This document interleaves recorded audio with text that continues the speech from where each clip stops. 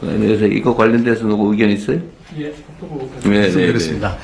그 말씀 취지는 저희들이 충분히 공감하고 철저한 노력을 더 해야 된다는 자극으로 받아들입니다. 다만 이제 말씀하실 때 아예 준비가 안 됐다고 표현하신 또 죄악이라는 표현을 또 하시고 그 정도는 아닌 작동하고 있다는 부분을 간단하게만 좀 말씀드리겠습니다.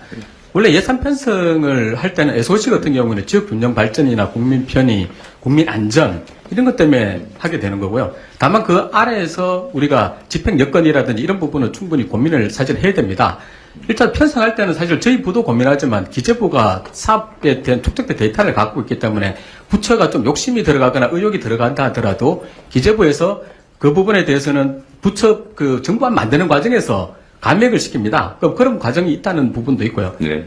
그 다음에 이제 편성 요인과 관련해 가지고 이게 사실은 예측할 수 있는 요인이면 정부 시스템 안에서 이게 걸러지는데 그 과정에서 예측하지 않은 요인들이 보통 집행 단계에서 일어납니다. 그 부분들은 뭐 사실은 저희들이 아무리 좀 노력해봤자 안 되는 부분은 있습니다. 그런 부분들이 지금 예시하신 부분들이 예를 들어서 시공사가 갑자기 뭐 넘어져 버리거나 가덕도 그러죠. 가덕도도 그렇고 어떤 뭐 환경영향 평가하다 보니 이 반대단체가 너무 심해서 좀 되는 부분 이런 부분들은 저희들도 긴밀하게 사실은 기재부가 같이 점검을 하고 거기다가 그 해에 집행이 못 되면 뭐 다른 쓸만한 사업으로 이렇게 전용을 한다든지 이런 식의 시스템이 나름 돌아가고 있다는 부분. 그리고 국회에서도 사실은 통제가 받고 있는 부분이 있는데 가장 요번에 새 정부에서 저희들이 고맙게 생각하는 거는 부처에서 알아서 기재부하고 협의해서 하는 시스템 외에 국정기조로 지출구조 조정이라는 강력한 이럴 때 한번 도려내라. 이런 부분에 큰 기조를 주셨기 때문에 그런 부분에서 요번에도 2차 추경할 때도 많이 도려냈고 또 지금도 기재부 지침에 따라서 정관 편성할 때 그 부분이 반영이 돼서 진도가 나가고 있다는. 그래서 너무 극단적으로 잘 안 돌아가거나 이렇게 생각은 안 하셔도. 네, 알겠습니다. 무지하게 억울하셨던 모양이네요. 근데 제가 그 사업을 하지 말자는 얘기가 아니라 네, 됐어요. 예산을 이제 시차를 조절하자는 거고요. 네. 그리고 1년만 그런 몰라도 2, 3년은 좀 네. 심각한 거라고 생각합니다. 그래서 뭐 그런 거 있죠. 여기도 보면 2조 해놨는데 가덕도가 절반이네요. 네, 가덕도는 우발 사고지. 네. 하여튼 그러나 이 지적 자체는 의미 있는 것 같고, 근데 지금은 어쨌든 우리가 예산 편성이 나름 감안은 돼 있을 텐데 이것도 한번 참고하시고요. 어쨌든 SOC 예산에 이렇게 막 집중도를 계속 유지할 수 있겠냐? 해보면 좀 어려울 것 같아요. SOC 예산은 좀 조정을 해야 되지 않을까? 그러죠? 요거는 좀 더 신경 써가지고 적절하게 조정하고 꼭 필요하면 뭐 추가를 나중에 하든지 하더라도 좀 더 줄여야 될 필요는 있을 것 같네요. 기재부 경제예산국장님이 간단하게 코멘트 하시죠. 참고로 저희가 내년도 예산 편성할 때 네. 그 국토부와 잘 협의해가지고 그 편성 그 집행 지연 사업들이 많이 있습니다. 네, 네. 정상수 소장님 지적해 주신 바와 같이 그래서 저희가 그 도로 철도를 중심으로 집행 지연 사업이 확인되는 경우를 중심으로 대상으로 저희가 한 0.7조 원 정도 구조 조정을 했고요. 그 다음에 이제 그 철도 같은 경우에는 그 철도공단에서 정부에서 출연금을 받아서 이제 철도 레일을 건설해 갑니다. 근데 그 과정에서 이제 잠겨 있는 돈들이 되게 많이 있습니다. 그러니까 그 노선별로 집행이 잘 안 되기 때문에 실제 그 노선별로 돈은 출연을 받았지만 실제 그냥 예를 들면 아까 말씀 주신 대로 뭐 그냥 그 공단 내에 잠겨져 있는 돈들이 많아서 이번에도 저희가 한 1조 원 수준으로 환수를 해서 다시 그 재원들을 집행이 잘 되고 있는 사업 쪽으로 전환하는 그 예산도 반영을 했다는 말씀을 드립니다. 네.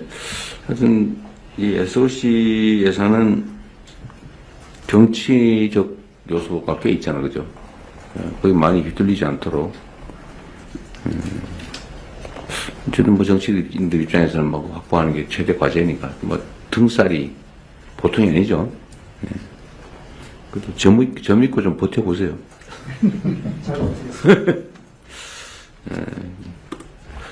또 뭐 추가로 말씀하실 게 있으시면 또 하시죠. 의견 있으면 말씀하시고. 근데 사실 좀 더 해야 될 것 같아요. 이게 저는 이런 예산의 대규모 구조조정 문제는 정책 문제라서 사실 그렇게 어렵지 않거든요. 이거보다는 소규모 예산들 있잖아요. 소규모 예산. 뭐 당연하게 집행되고 있는 소규모 예산 중에 지금 시대에도 이런 걸 굳이 해야 되나? 이게 과연 다른 사업보다 효율성이 있나?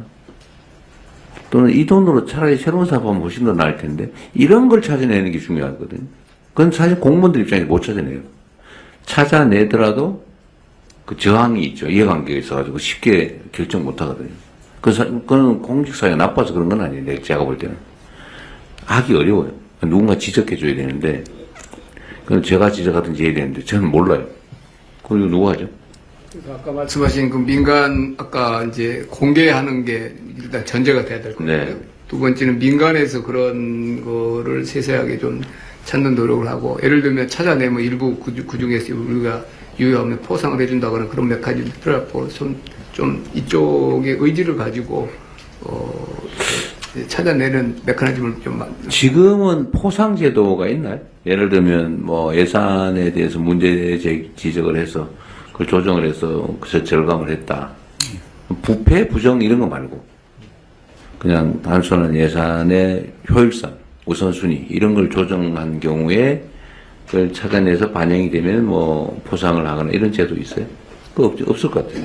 예산 성과급이라고 이제 공무원들이 자기 세입을 더 확충하거나 아이디어를 내서 제도를 바꿔서 세출을 확 절감하거나 이런 부분에 대한 게 일단 있고요. 내부에 성과금이 있고 국민들이 제안한 거에 대해서 포상금이 있긴 한데 그렇게 크지는 않습니다. 아까 말씀드린 참여예산 관련된 뭐 이런 포상금이 일부 있습니다.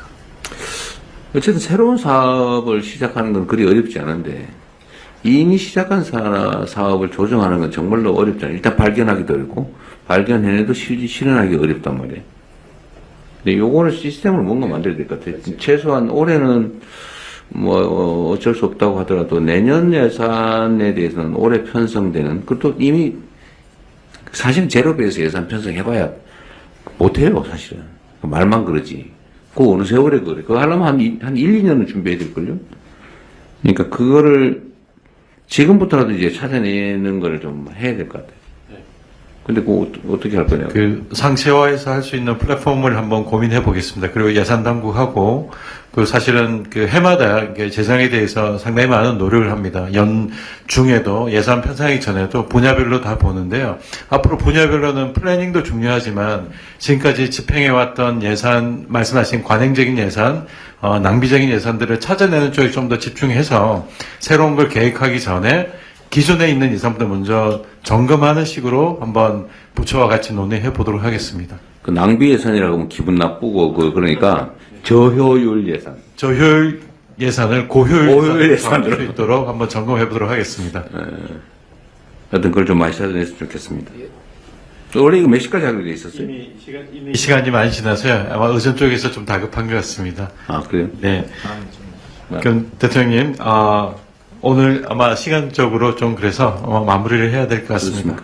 마지막으로 대통령 말씀을 저는 말을 너무 안 해서 안 하는 걸로 하고 다른 분들이 하십시오. 혹시 준비하신 게 있을 수도 있는데 없어요?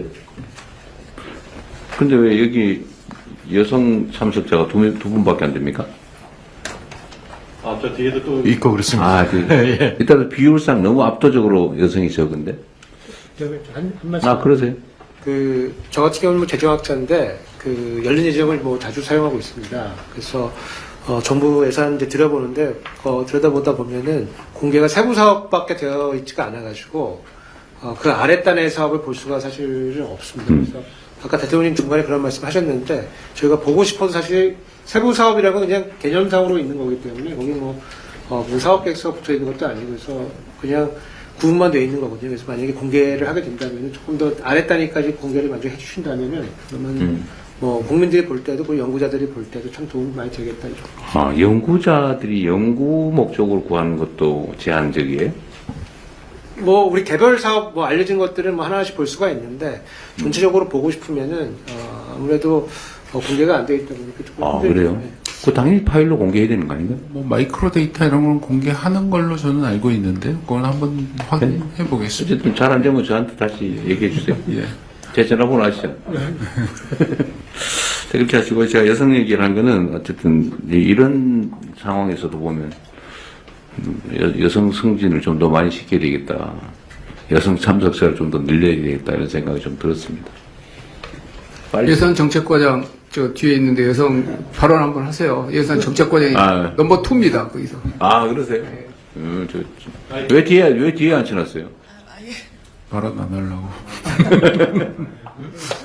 제가 지출 구조조정 이제 실무적으로 총괄하고 관련이. 있습니다. 아 그래? 그래서 오늘 대통령 말씀 듣고 저도 많은 반성을 했는데요. 제가 너무 공무원적 시각에서 이걸 보지 않았나. 조금 더 국민 입장에서 진짜 필요한 사업이 뭔지 한 번 더 가서 체크하고 네. 더 이 국민 입장에서 효능감을 높일 수 있는 그런 내년도 예산이 될 수 있도록 한 번 더 점검하도록 하겠습니다. 네. 실제 성과를 내가 조기 승진하는 방향을 한번 검토해보겠습니다. 네, 다들 애쓰셨습니다. 고맙습니다.